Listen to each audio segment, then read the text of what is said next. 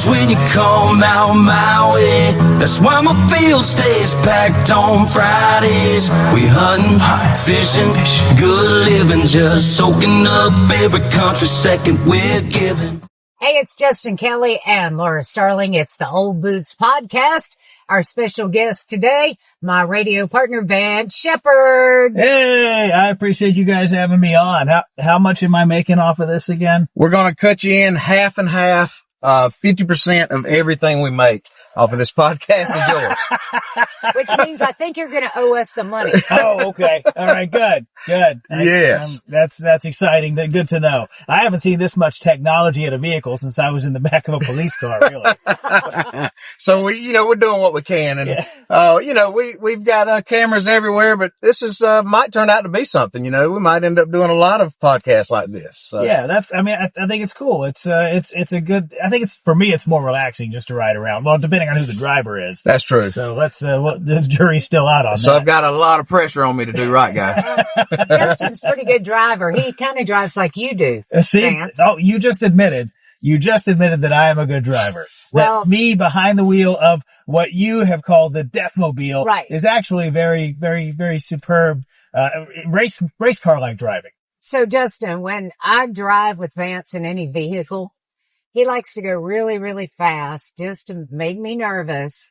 And, so I often say, oh, here we are in the Deathmobile with Vance Shepherd. It's okay. My wife always institutes the passenger side brakes whenever I'm driving. They exist. I just see her foot hit the floor and it's like, we're fine. Sometimes I wonder, what did we do before we got married? Did we hit the rear end of every single vehicle behind us? I mean, what? I don't know how we made it, man. I don't know either. How did we do it without somebody telling us how to drive or driving for us? Yes, and giving us that extra little umph of floorboard action over there. And it's always funny though, because you're like, do you want to drive? No. Okay. I'd rather just tell you. Yeah. Well, I know that everybody, some people might not even know what Vance Shepherd looks like, and so now you have saw Vance Shepherd. Sorry to ruin the image. If you had a fantasy in your head, I apologize. and so I can remember, and so I'm 38 years old. Vance, how old are you? I am. Oh, God. Oh, boy. I almost put myself in my 40s. That's what I wanted to do. I am 55 this year. 55 years, this year. So you've got me by, 18 years. Okay. Yeah. And so Vance looks younger than me, but he's 18 years older than me. I don't think I'd go that far. I mean, there's a lot of gray up in Well, here, and so I can remember as a young boy, listening to you. My dad used to listen to Q106. Mm-hmm. I can remember listening to you as a young guy, in just Vance Shepherd. And, you sounded exactly like you do now back then. I can just, the voice, everybody can hear your voice and know immediately that's Vance on the radio. Well, and it's only because, I never had like a prime shift. I think I was afternoons for a very short time there, but most of the time I was on at night. I was on overnights. I was on as like a producer in the morning show at some point, but I made it a point to be everywhere. And so I was on commercials. I was out and about. I was at bars, which they didn't have to twist my arm too much for that. But, no, I really made it a point to just be everywhere and in people's ears as much as I could be. Well, it worked because when I finally started, being able to come, around the radio station and, I was kind of looking forward to meeting you and it kind of worked out. You're back with us. You, took a hiatus to Montana, which I'm sure we'll get to. You went up there and worked for 4 years? Yeah, I was, working for a radio station up there for about, just over 4 years and enjoyed some snow, enjoyed some, way below degrees temperatures. Like, I think the last winter we were there, it hit 40 below. And I think we just kind of decided that was enough. And I miss the food. The food here is the best. They don't season anything out there. Ooh. Not much. You gotta put some hot sauce on it. Come on now. I think 40 below will break anybody. Yeah. That's a breaking point. Well, let's, Laura, you want to dive back into, we always ask everybody where they came from, where they started. So, where did Vance Shepherd come from? I came from my mama. Okay. And it was, I was born a poor black child. Oh, okay. And, it was, no, I was That's born. a Steve Martin line. So let me just inject this here. Vance knows all kinds of, and we do this on the air together all the time. he knows all kinds of obscure movie lines. And so he could throw one in at any time. And that's actually from the Steve Martin movie, The Jerk. The Jerk. Yeah, The Jerk. That car has no plate on it. Arrest that man. Yes. I was actually born in Atlanta. I think I know who my dad was. I'm not sure. I'm pretty sure I know. Yeah, 'cause that's sort of a joke. But if it was who they said was my father, then he was a moonshine running preacher. Oh, okay. Which is what you want. I mean, that's a great story. Absolutely. Right there. You know, you've heard of Hillbilly Elegy. I mean, come on. This would be perfect for something like that. And then, moved around a lot, as a kid. There's never met a trailer park I didn't live in. And I think, I got the radio bug when I got this little cassette player, and I used to record all the countdowns. Bob Kingsley, Rick Dees, Casey Kasem. I'd record them all, and then I'd do my own little countdown. And that was it. And I had a flair for the dramatic too. Like I would record stuff, and I'd record my older sister yelling, and she had a kid at the time, my nephew, and I'd record my nephew crying. Not at anything I did, by the way, but the nephew would just be crying, and I would splice her voice in there yelling about something, and then I'd do this with my hands, and she used to get really upset about that. You know, I'd always say if she, crossed me, I'd turn the tape into the authorities. I got you. So, I mean, the radio bug hit you. You knew that you had, that show business in you a little bit. Yeah. Well, and that was early on. Well, yeah, my mom sang. We had this little setup in our basement. One of the only things I remember about, living in Alaska, because, one of my stepdads, she was married to at the time, and he was in the military. So I was about 5, and she had this set up in the basement where she'd go down and sing, and she'd have, some people come over, and they'd be her band, and and music was just always around the house. So I think no matter what, I was destined to be in the music industry in some form. Not singing, but those that can't, they do something else, which is, I'll play the singers. There you go. I got you. Were you involved in any kind of sports? Were you good at any kind of sports? No. No, I tried it. I think I tried, baseball when I was a kid. Didn't work well with that. I tried, no, it was just baseball. It was baseball. And then I tried band. I couldn't even be a proper band geek. I was terrible at that too. So yeah, no talent whatsoever. That's why I'm a DJ. I got you. I got choked up when you asked about sports because, oh my gosh, he knows less about sports than anybody I know. Oh, it's true. It's true. I doesn't care either. No, I know all kinds of useless pop trivia, but I don't, nothing about sports. when I was 5, I was watching Star Trek reruns in the basement. So I was always destined to become a nerd. I got you. So, no sports. You had, you were really good at talking, and, you knew you wanted to be part of show business. You knew you wanted to do something with music.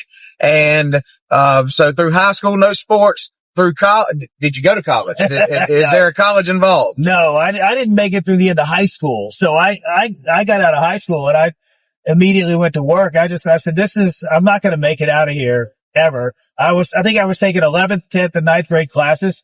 And so I said, Mom, I'm going to quit. I went to work for Walmart. Okay. And I somehow became furniture department manager, which is funny because I can't build crap. Right. I remember setting displays up, and it was amazing they kind of held together. I think I stapled a few of them, but all the important parts were shoved inside like the drawer or the whatever was in there. And, it looked all right, but no, I went right to work, and I worked as often as I could. And then I got a part-time job at a little radio station, while I was working at Walmart. This was in Florida, in Tallahassee. Okay. And so I worked for a radio station in Cairo, Georgia. And the guy was just starting it up. He was going to have his own deal. He used to work for a station in Tallahassee. He was a sales manager there. So he thought he could do his own thing. So we were broadcasting out of a double wide, not getting paid. That was going to come eventually. So I was driving 30 miles, overnights, bringing my own music, playing cassettes, playing, CDs, and that was a rock station.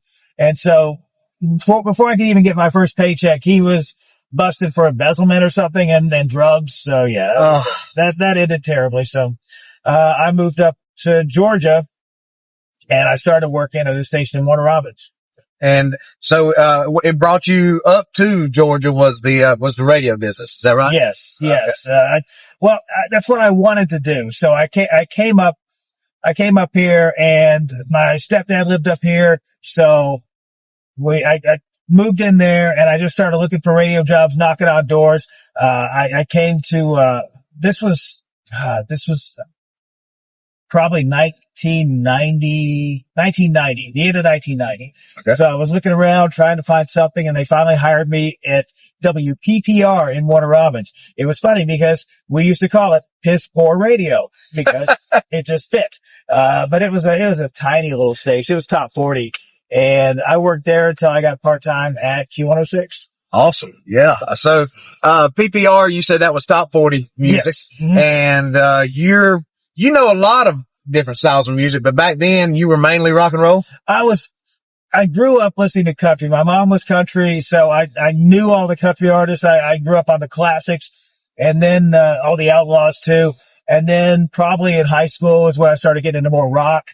And so I was into that, and then I went to work for that top 40 station. And so I kind of learned a little bit about that too. So I kind of got versed in a few different styles of music, but yeah, then with Q106, it was rock, and it was classic rock. So I learned a lot about the older rock music there too. Gotcha.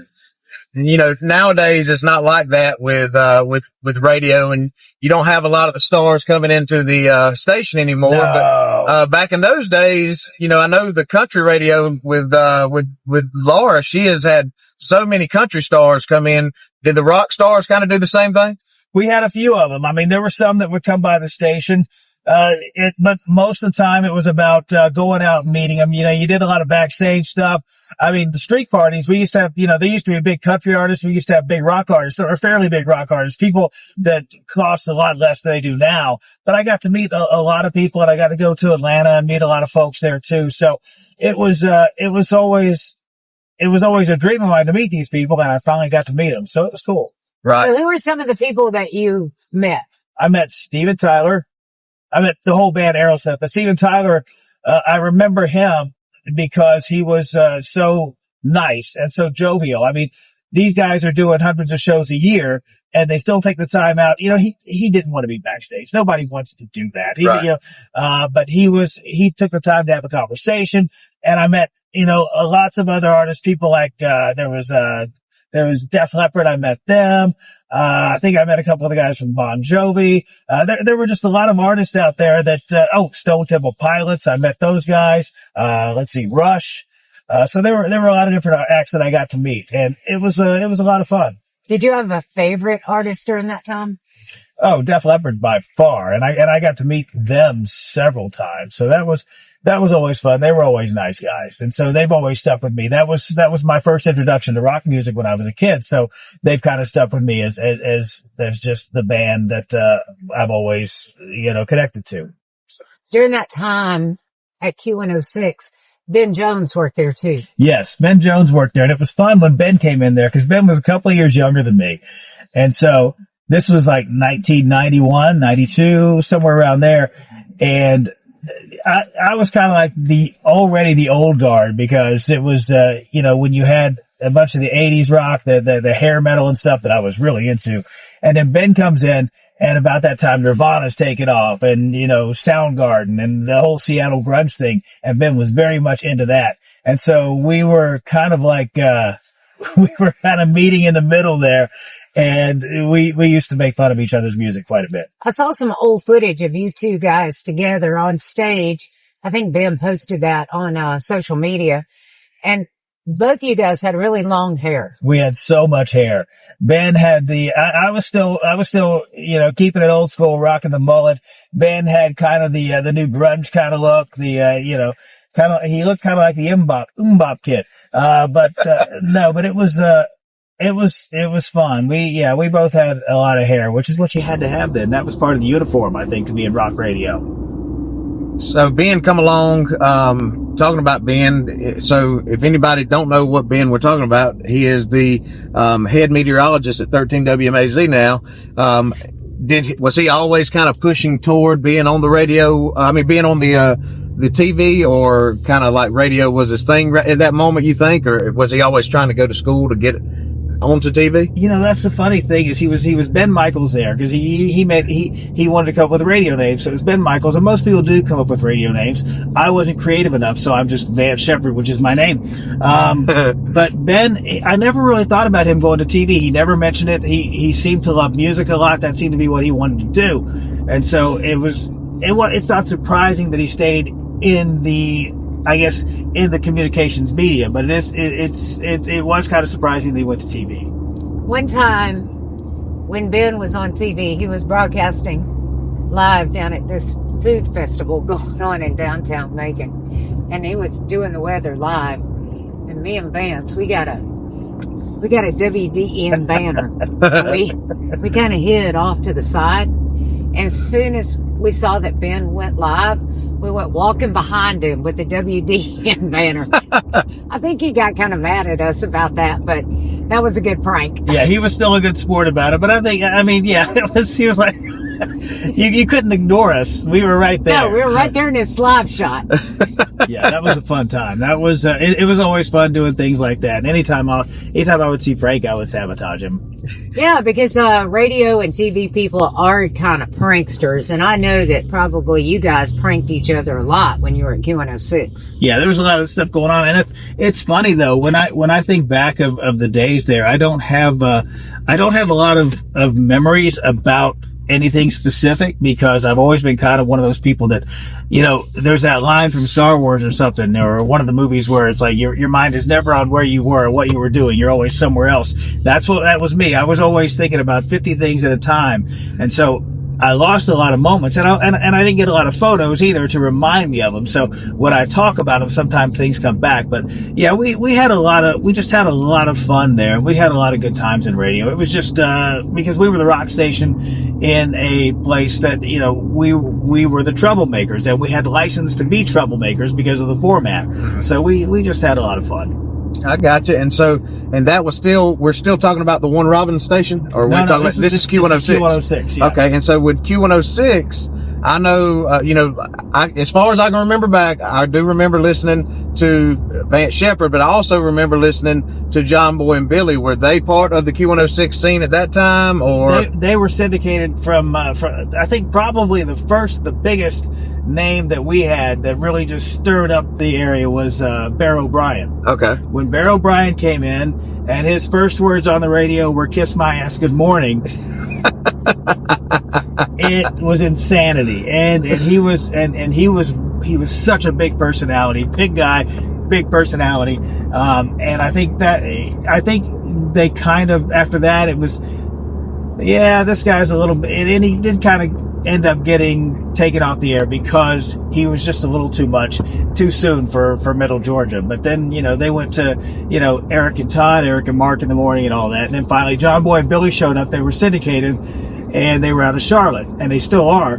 So I got to babysit John Boy and Billy one time, and that was an interesting evening. I can imagine. Yeah, those guys have been around. I was just wondering because I mean, you think about, I mean, that was 30 something years ago, right? That you were on the radio. So they've been on for 30 something years, and they still sound exactly like, I mean, they play the same exact jokes that they had back then. They play the same 30-year-old jokes that they were playing then. So yeah, they've been around for a minute. You got to hand it to them. They've really built an empire. Yeah, absolutely. I mean, they got sauces and, seasonings and just different little things that they've come up with over the years. And they've stayed relevant, you know, with the same jokes. And I mean, outlasted a lot of the people that were helping them. Robert D. Rayford and all those guys. I mean, they've died and passed, and a lot of those little talents, they've outlasted a lot of their talents. Yeah, they have. And Rayford was one of my favorite people on there. But John Boy and Billy were fun.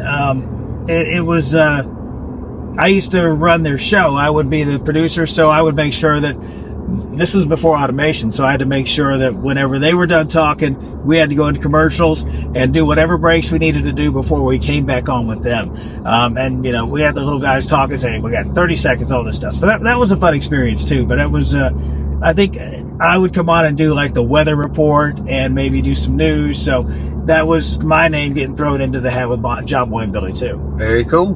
Very cool. So, you've got your established here in Central Georgia.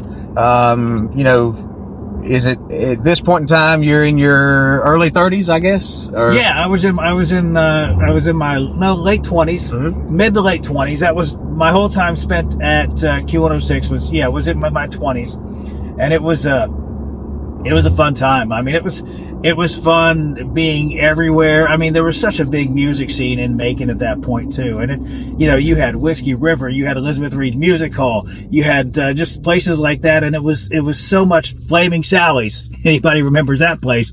I remember the place. I don't remember every time that I had there, but I do remember being there. But yeah, there was such a big scene for live music. I mean, you could just throw a rock and you'd hit it, and I remember doing Battle of the Bands at a little place on Gray Highway called Rick's Bar and Grill, which was then HUD's, became HUD's, and I'm not sure if it's not open anymore. It's not open anymore, but it's still got the HUD's name on the front of it. Yeah. But those were good people. There are a lot of people that I remember, a lot of the bar owners that I remember that were just really great people. Alan Frank from Elizabeth Reed's, and, you had Rick from Rick's. I mean, they were just some nice people that I'm very happy to have known. Yeah, speaking of Rick, he actually, this past Friday night, they've been in business for 17 years, making sandwiches at Treasures by the Track in Gray. Wow. And for the first time, they finally won Business of the Year in downtown Macon. And it was so exciting. Yeah, they were so excited. And the first thing Miss Page gets up and says in her speech is, 17 years is about damn time. Well, that's good. I'm happy for them. That's awesome. Oh, You need to go up and see them. I do. Rick and Paige were always really good to me. And Yes. we did the Battle of the Bands there, and we had a lot of up-and-coming rock acts. And I mean, I don't think any of them ever really amounted to much, but you had some big local staples like Gypsy Train and people, but that was a fun time, and Rick was always so gracious. They are still the nicest people you could ever hope to meet, and Absolutely. I'm in there like once a week or something, eating lunch, and she makes some delicious potato soup, and it's always good to see them. So yeah, you need to make a trip to Treasures by the Tracks. I do. Absolutely. So, you're at your late 20s, early 30s at that point. Yeah. Is it time to start looking for a family, starting a family type thing? Are you still like that wasn't on the radar, or? Well, there was, I had my daughter when I was 25. 25. Okay. 25. And so, she's going to be 30 this year, which is insane to think about.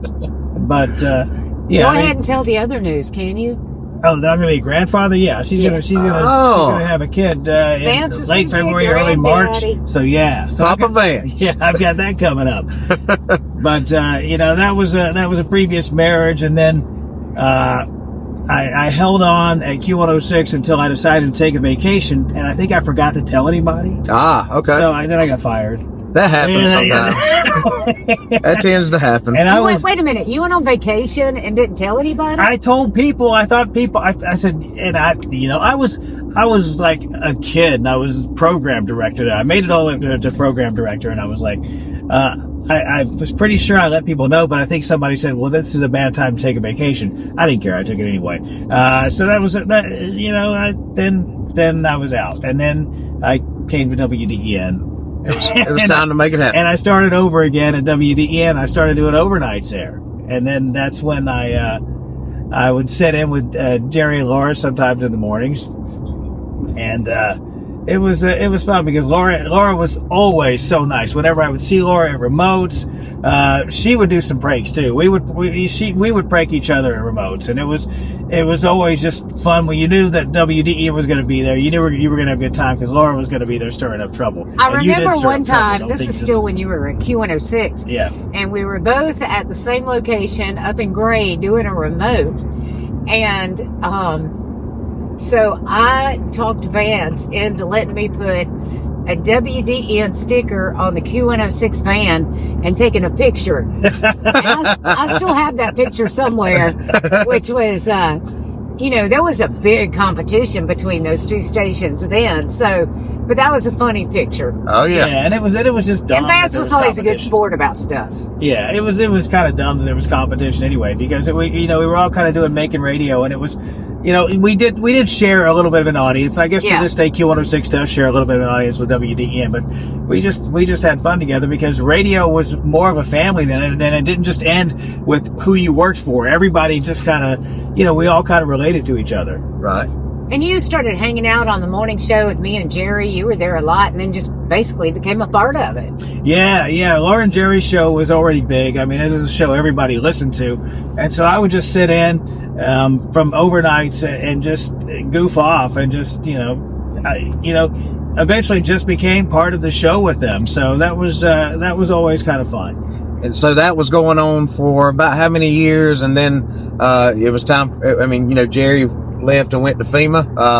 And then you were kind of just naturally next in line? Or? Yeah, because I got off there for a little while, and we had a rock station at Cumulus, so I went over there for a little while, and then I came back, and actually I think the rock station was imploding. They were taking it off the air because they couldn't keep up with Q106, and then Jerry was leaving about that time. And so, Laura was really pushing, well, why don't we get Vance over here? He's done the show with us before. And that's what ended up happening. It was Laura and Vance then. I gotcha. Okay. And then, so the first stint of Laura and Vance happened... 2004 was when Jerry retired. Mm-hmm. Gotcha. Okay. And Vance and I started together.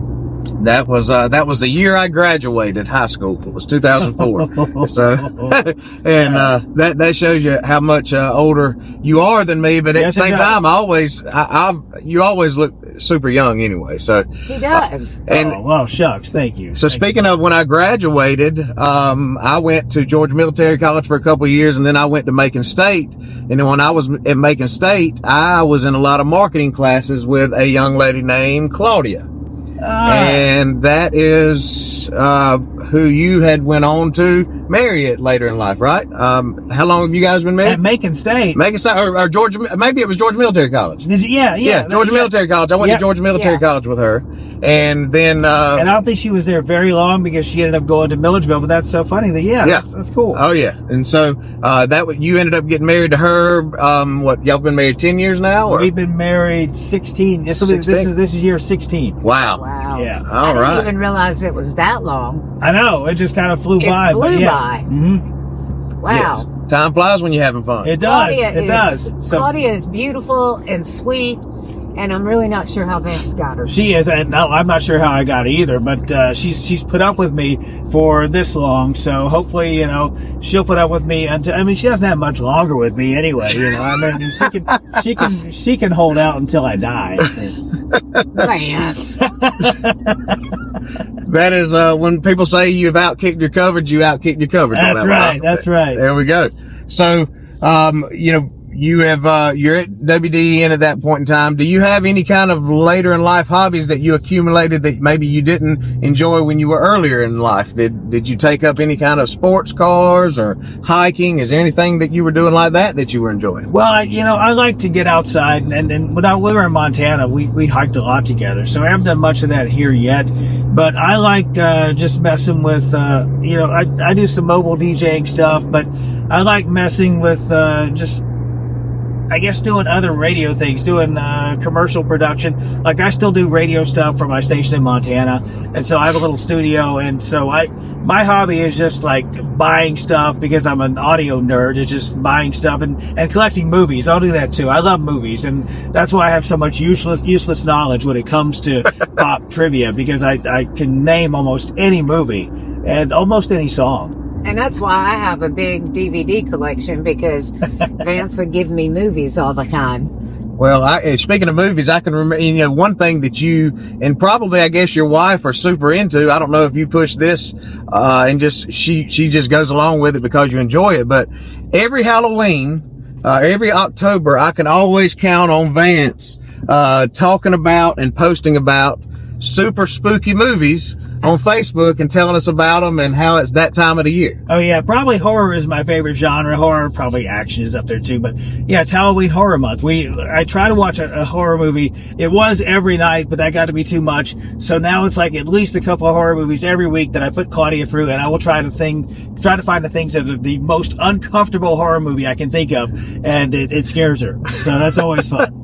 But the trade-off is he has to watch Hallmark movies in December. Oh, Yeah, okay. she'll watch all these chick flicks. So it's No Scare November is right after that, and so we get to do that. And then December it's Christmas movies. So Gotcha. Okay, I gotcha. So, does she have any hobbies that maybe you have to tag along with that, no, oh God, no, because her hobby is fitness, and she does like she'll do like dance class and workout stuff, and no, she's not going to get me involved in that. Gotcha. No. Although she did make me run a half marathon with her one time, and my legs would not work. Swear to God, they would not work at the end of that half marathon. This was in Savannah. We had to hire one of those people that does the pedaling on the little, and they have the little cart behind it. Right. So we had to hire somebody to take me a mile because I was done. My legs physically would not work in it. So no, occasionally she'll rope me into some kind of torture like that, but Right. generally I stay away. I gotcha. Oh, that's a trip. And another thing that I see, just following along on Facebook, and, you talk about her in the studio some, is, you've got a huge love for dogs. You Yeah. had one dog for a very, very long He's time. an animal lover. Yeah, I had a lady. We got her from All About Animals when we were working when I was here in Macon. She was on the morning show, and so I ended up adopting her, and we had her for 13 years. She was 2 when we got her, and she passed away when we were in Montana. And so that was a tough time. That was really difficult. But then we've got just a real jerk dog now named Brody, and he's the exact opposite of her, where he's a mini Aussie, and energy is an understatement for that dog, and he's psychotic. Brody's a pretty dog. He is a very pretty dog. He is, but he's nuts. Kind of like his owner. Yeah, they say they develop their personality, so maybe it's my fault. And so you adopted Brody. I mean, you adopted him as well. Yeah, adopted him from a shelter, and they just said he couldn't be around kids or other dogs. It should have been a tip. It should have been nobody. Right. This dog can't be around anybody, anything. But no, he's actually been fine. He's just people that say there's no difference between boys and girl dogs. Oh, there's a huge difference. This guy thinks he's invincible. So you moved up to Montana, and it was just by luck or whatever, but it was right before COVID coming in. You wanted to get out in the middle of some peace, and COVID happened. Did Montana, some places you go, in Jones County, COVID practically didn't happen. I mean, it was happening, but you went around and you went into restaurants and people wasn't acting kind of wild. And then in some places, you go places, and I mean, it was like the boogeyman was in every single storefront. How did Montana act with COVID? How was it around there? Most of Montana, that's the way it was. Most of Montana, nobody cared, but we lived outside of Bozeman, and Bozeman was the big blue dot in the middle of a red state. So their health people went nuts. They just, it was, mask up, 6 feet apart, blah, blah, blah, everything, just adhere to everything. I didn't. Right. Because I'm not going to. We didn't expect that you would. No. And I told Justin that I felt like that God separated us during that 4 years, because I think we would have killed each other. We would have, because I was very much adamant against everything that I was being told I had to do. And if they just asked me nicely, nobody ever asked me nicely. So I said, no, I'm not doing it. Moving there just as COVID hit was kind of tough too, because you're trying to get inroads in jobs. You're trying to get inroads with, building relationships with people there.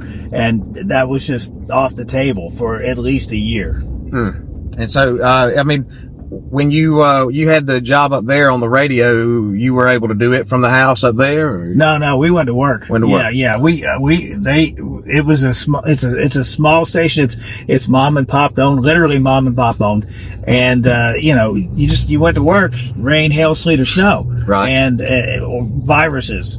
So it was, we just did it. And so a lot of Montana it's not snowbirdish like Florida, I don't think, but a lot of Montana is like a lot of people, that's their winter home or their summer home or whatever. That's their second home, I guess, to a lot of rich people.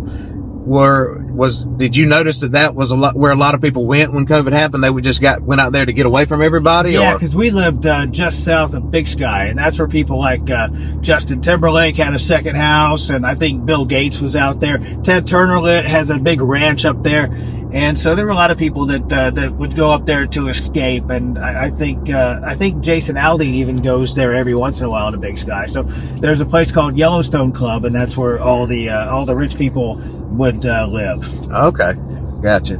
Yeah, I mean, because if everything's shut down and you can't be on the road traveling, and you do have a house in Montana, it just makes sense to run out there and just jump in there during those times. Yeah, it does, because it's, you can get away from everything. Literally, you're away from everything. The only thing, I mean, you're more likely to cross paths with a bear than another person in some areas in Montana. But those negative 40 degrees, that wasn't nothing fun about that. Nah, it was a little rough, but it was like an extended vacation. I'm very happy that we did that. Yeah. Because it's probably one of the, if not the most beautiful states in the country. So it was fun to see the snow. It was fun to hike some mountains. But I think we're glad to be back here. Everything happens for a reason and happens in the right time, and I believe, and that was a good time, like Laura said, for you to go do that, and you got a perspective of what it is to live in another part of the country, and different walk or way of life out there, different temperatures and that kind of thing. So it probably helped out you a lot as far as perspective, and you got a mental break from the big city, or from the city, period. Oh yeah, and when we moved from there, we were planning on we actually moved to Greenville, South Carolina, and we sold the house. We made a ridiculous profit because housing prices were ridiculous then. They kind of still are. So we moved to Greenville, South Carolina. I was working part-time, about to go full-time, and then do some bigger stuff for an animal shelter there. I was going to be the media guy. And then Laura says, hey, you know what? James is leaving here. Why don't you come and do the morning show with me again? She really just didn't want to break in another partner. Right. I really didn't. That's true. She didn't have to go through all that again. So here I am. So I didn't do that. I did this, and I'm back in Middle Georgia. The great return of Vance. Which makes me so happy. No, I was glad to come back. So. Well, everybody's got some kind of crazy stories that they can and can't tell. Do you have something with Laura that might be a little crazy that you can tell that you guys have been a part of, and like one of the wildest stories, maybe you guys were on remote or something somewhere where something happened and maybe she doesn't think about it? Well, there are plenty of wild stories that we won't share, but there's one. I was always up for doing something ridiculous at a remote, and Jerry was too. I think I helped Jerry be more ridiculous. There was one time we dressed as the Dixie Chicks. Me and Jerry. I have a photo of that. Yeah. Jerry Vance and Ron Hensley dressed as the Dixie Chicks at Gus's Bait and Tackle on Gray Highway. Gus's Bait. I remember that. Yes. And so we were there. I'm sure there's photos of that. It was Halloween. Yeah. And it was, and there was a time where we were giving away, it was at Chick-fil-A, and we were giving away Kenny Chesney tickets. And he was getting married. Is that what it was? He was marrying Renee Zellweger. So I was in a wedding dress. I have a picture of that as well, Justin. Oh, okay. She keeps all the dirt. And I'm not going to say that I didn't look good in it. But it was. You did. But no. As long as you didn't feel good in it, it's okay. I did not feel good in it. No. I hope I didn't start any of the weird crap that's going on now. But, no, it was fun. And there were little things like that we would do that were just kind of goofy things. I spent the night at a haunted house one time when I was part of the morning show with Laura and Jerry. Yes. Yeah, it was over there off of Upper River Road. Okay. And the house is supposed to be haunted. We had a realtor and said, hey, you can spend the night here. Nobody would ever let me do that now. Nobody would ever let me do that now. And so it was, I heard creaking and stuff, and it was kind of fun. And then the phone cut off, and it was it was just silly stuff. Just a lot of great stories, and we met so many great people, and people that would come by the morning show, like Tim Wilson, Right. and who was always a lot of fun. So The much late fun. great Tim Wilson, and I remember Tim Wilson. He summed me up perfectly when he said, "You know, Jerry's he's an announcer. He's what you call a radio announcer. Now Vance is just a DJ. Now, Vance, no disrespect, but you're a DJ. You're a good DJ. You're fine. But Jerry, he's a classic radio announcer." And yeah, that was nice, Tim. Thank you. Huge compliment. It was. Well, and then also we always talk about a charitable event that we were a part of. Can you remember some event that you guys maybe attended that raised a lot of money that sticks out? Oh, St. Jude. St. Yeah. Jude was always fun. It was always fun going to Memphis and Rayford's. And for people who don't know what Rayford's was, of course it was about the children. It was about Right. going up to, but don't let anybody fool you. It was about a bunch of radio people in Memphis partying and showing up bleary-eyed the next day to seminars or whatever it is we had to go to. And it was So we had to go to seminars, and we learned different things about doing radiothons Yeah. and raising money for St. Jude. And I would be 2:00 in the morning, and Vance would be like, "We're going to Rayford's." Like, I'm not. I'm going to my room, dude. I'll see you in the morning. Laura was always a good person. She would not take it. She would not partake in these activities. But Rayford's was like a psychedelic kind of trip. You expected Jimi Hendrix to walk in the door, the ghost of Jimi Hendrix to walk in the door any second, and maybe see the monkeys in there or something. But it was a trip, and it was fun. That you get to go to all these seminars, but they liquor you up real good the night before. So it was always St. Jude was always a lot of fun for that reason. Well, I can remember one thing that, I'm thinking about that I don't know if it was for a good cause or whatever, but it was, Dancing with the Stars It was of for Central a good Georgia. cause. Was that for a good cause? Oh yeah, that was for a good cause. I mean, Alzheimer's. My mom dealt with Alzheimer's. She had, I guess, a form of dementia, Alzheimer's, when she died, and so it was something kind of special for me to do. And I had a great dance partner with Jamie, and we just, it was fun. We danced to one of her favorite artists, Bob Seger, and I've totally forgotten every bit of those moves. I swear Jamie was way ready for this to be over, because it was like herding cats trying to teach me how to dance. Did you win? No. Oh, No, okay. gosh, I got you. no. It was fun, but I didn't know. It was a lot of fun. No. During those years, I was doing the MC work for Dancing Stars, like the first 7 years, me and Jeff Cox. Right. And the year that Vance, it's so funny, like, nobody from the radio station came to see me MC.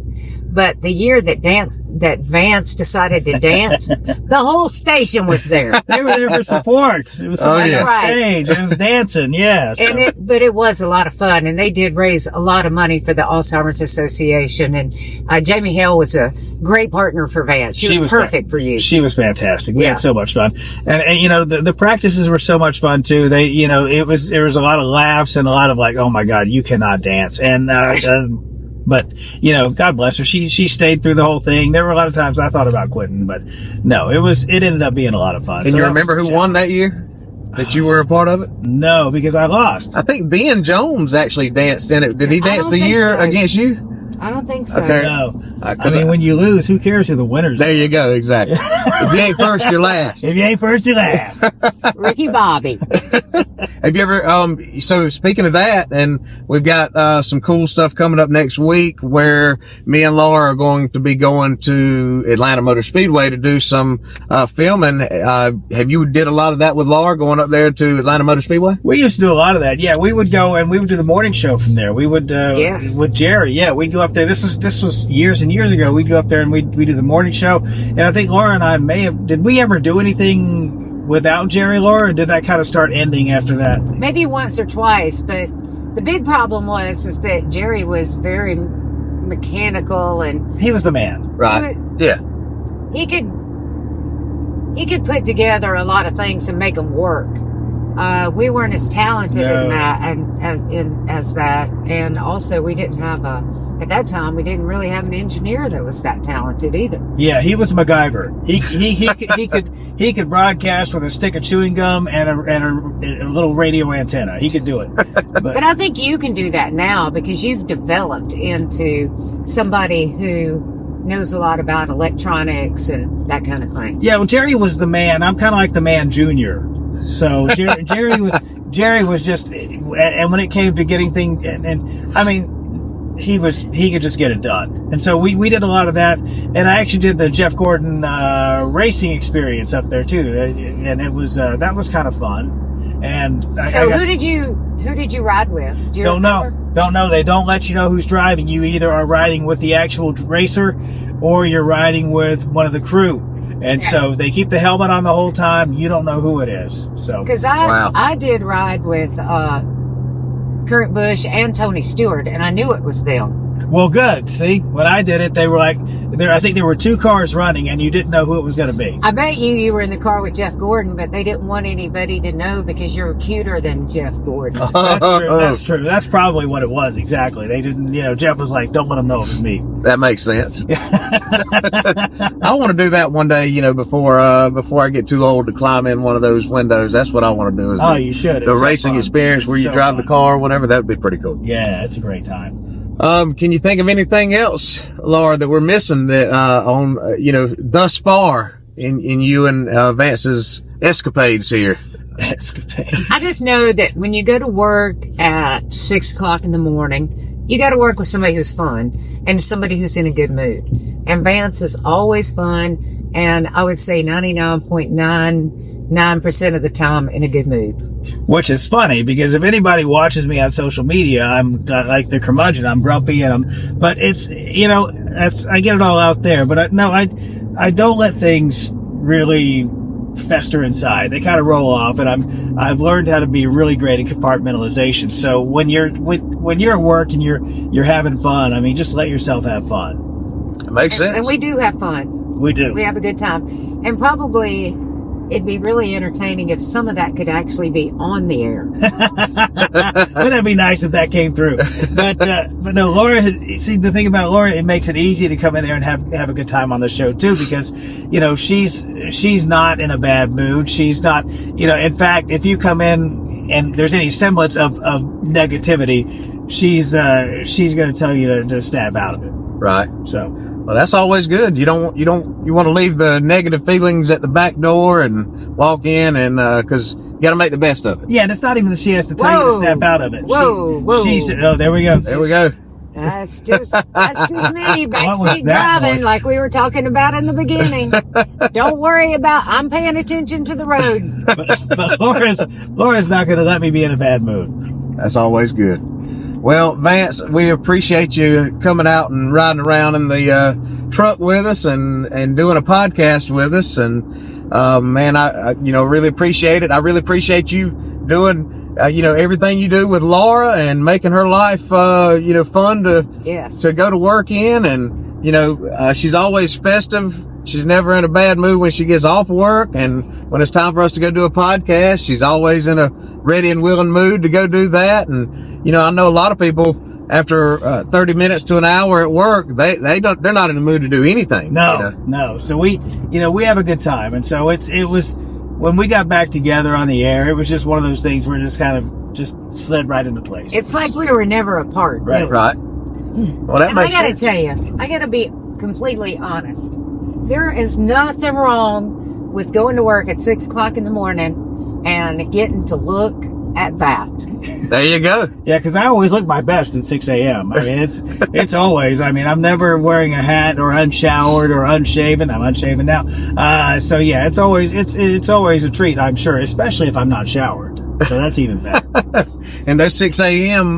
mornings, they're kind of unpredictable. Like tomorrow, we're filming this today on Tuesday, the 21st, which, it's supposed to be snowing, and they don't really know what the weather's going to be like in the morning, but Vance is bound and determined no matter what, he's going to drive and make it happen at work in the morning. Yeah, I'm gonna be in there unless I'm snowed in, which is not gonna happen here. I'm probably gonna be at work. I mean, I drove on the snow and ice for 4 years. I think I can handle this for 10 minutes to work. There you go. we appreciate you, Vance, and we can't wait to see you and Laura on the radio for many, many years to come. Listen to you on the radio for many years to come. And as always, we always like to remind you, if you can do something good, you should do something good. Ain't that right, Laura? That's right, Justin.